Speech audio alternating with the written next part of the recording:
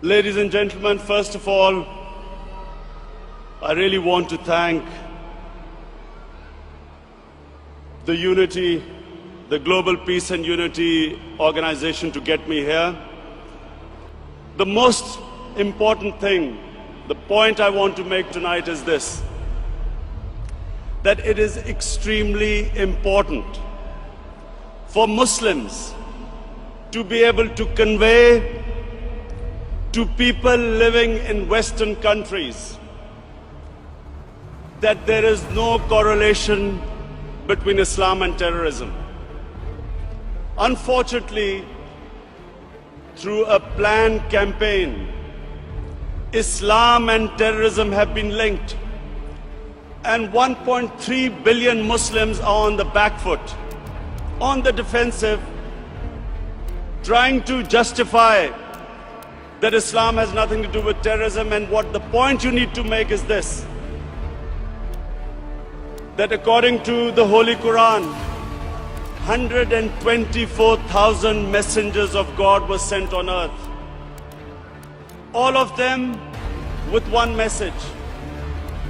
And the message was that the Almighty wanted us to be human beings rather than intelligent animals. Animals believe in might is right, survival of the fittest, whereas human beings have compassion and justice. And Muslims were supposed to be and should be the community that should be compassionate and that should believe in justice, just like every messenger of God to every human community brought the same message. And unfortunately, we do not have either the political or intellectual leadership in the Muslim world to be able to convey our point of view.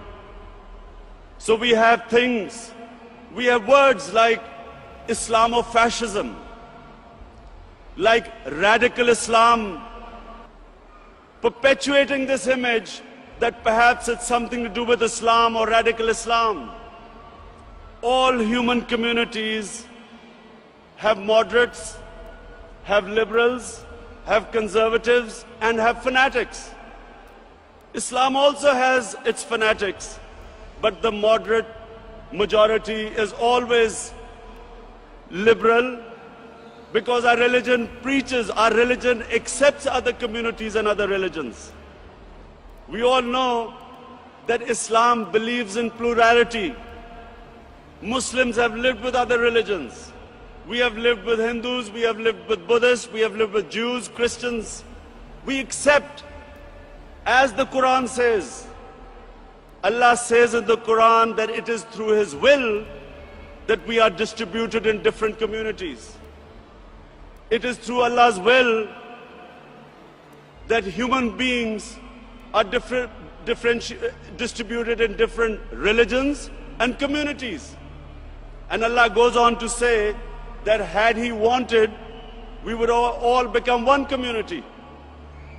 And then it goes on to say, the ayat goes on to say, compete in being good human beings.